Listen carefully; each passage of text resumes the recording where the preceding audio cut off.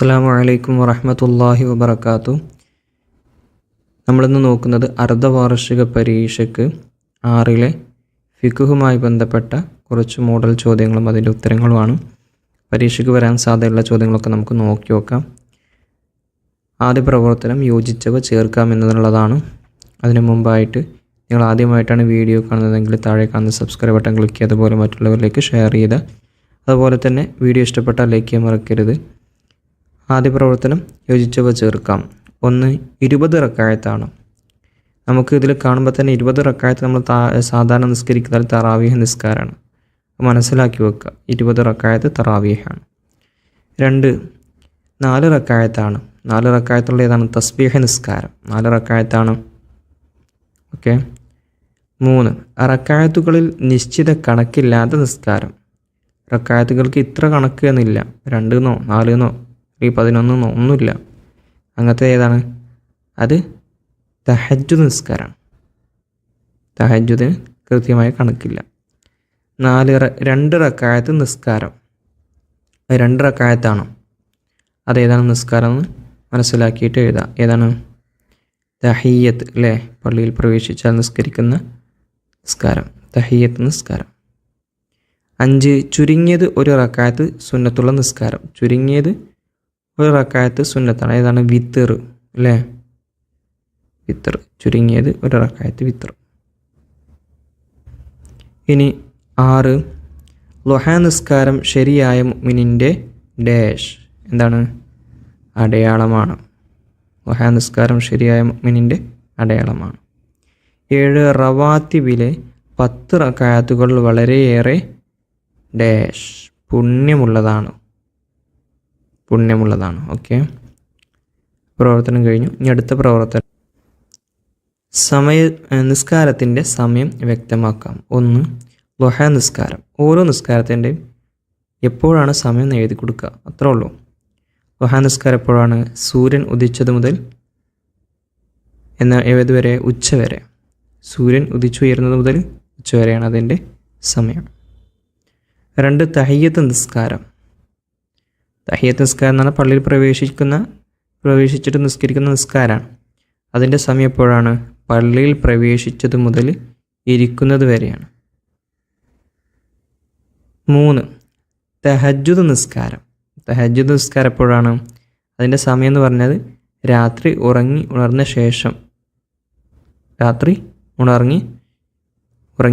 ഉണർന്ന ശേഷം അപ്പോഴാണ് അതിൻ്റെ സമയം. ഇനി പൂർത്തിയാക്കാം എന്നുള്ള പ്രവർത്തനമാണ് 1 തറാവിഹ് എന്ന പദത്തിൻ്റെ ഭാഷാർത്ഥം ഡാഷ്. എന്താണ്? വിശ്രമിക്കാനുള്ള ഇരുത്തങ്ങൾ എന്നതാണ്. 2 തഹജ്ജുദിൽ റക്അത്തുകൾ അധികരിപ്പിക്കുന്നതിനേക്കാൾ പുണ്യം ഡാഷ്. നൃത്തം നീളമാക്കലാണ്. 3 തഹിയ്യത്ത് കാരണമില്ലാതെ ഒഴിവാക്കൽ. എന്താണ്? കറാഹത്താകുന്നു. തഹിയ്യത്ത് കാരണമില്ലാതെ ഒഴിവാക്കൽ കറാഹത്താകുന്നു. 4 കാൽപാദങ്ങൾ ഞെരിയാണി ഉൾപ്പെടെ മറയുന്ന പാദരക്ഷയാണ് ഡാഷ്. ഖുഫ്. 5 യാ ബനി ആദമ ഖുദു സീനതകും ഇൻദ ഡാഷ് കുല്ലി മസ്ജിദിൻ. യാ ബനി ആദമ ഖുദു സീനതകും ഇൻദ കുല്ലി മസ്ജിദിൻ. അതിൻ്റെ അർത്ഥം കൂടെ പഠിച്ചു വെക്കണം കേട്ടോ. ഇനി അടുത്ത പ്രവർത്തനം ഉത്തരം എഴുതാമെന്നുള്ളതാണ്. ഓരോ ചോദ്യത്തിനും ശരിയായ ഉത്തരം എഴുതുക. 1 കറാഹത്തായ വസ്ത്രം ഏതാകുന്നു? ഏതാണ്?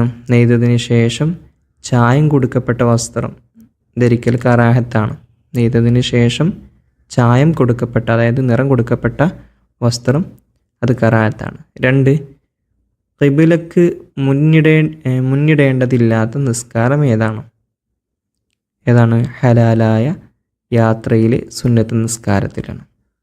ഖിബ്ലക്ക് മുന്നിടേണ്ടതില്ലാത്ത നിസ്കാരം ഏതാണ്? ഹലാലായ യാത്രയിലെ സുന്നത്ത് നിസ്കാരത്തിൽ ഖിബ്ലക്ക് മുന്നിടേണ്ടതില്ല. 3 സഹ്വിൻ്റെ സുജൂദ് വാജിബാണ്. ആർക്ക്? സഹ്വിൻ്റെ സുജൂദ് വാജിബുള്ളത് ഇമാം സഹ്വിൻ്റെ സുജൂദ് ചെയ്താൽ മഅ്മൂമിനും നിർബന്ധമാണ്. ഓക്കെ. 4 സജദയുടെ സുജൂദ് സുന്നത്താണ്. ആർക്ക്? സജദയുടെ സുജൂദ് അത് സജദയുടെ ആയത്ത് മുഴുവൻ ഓതുകയോ കേൾക്കുകയോ ചെയ്തവനാണ് എന്ത് ചെയ്യുന്നത്, സജദയുടെ സുജൂദ് ചെയ്യൽ സുന്നത്തുള്ളത്. 5 മുനാഫിക്ക് ഓതാത്ത സൂറത്ത് ഏതാണ്?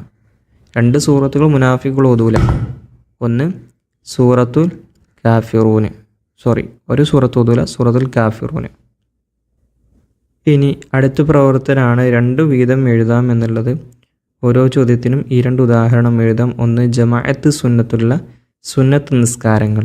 ജമാഅത്ത് സുന്നത്തുള്ള സുന്നത്ത് നിസ്കാരം നമ്മൾ കുറേ ജമാഅത്ത് സുന്നത്തുള്ളതാണ് പഠിച്ചിട്ടുണ്ട്, ഇല്ലാത്തതും പഠിച്ചിട്ടുണ്ട്. അതിൽ ജമാഅത്ത് സുന്നത്തുള്ളത് മാത്രം എഴുതുക. അതിൽ ഒന്നാമത്തെ നമുക്ക് തറാവീഹ് എഴുതാം.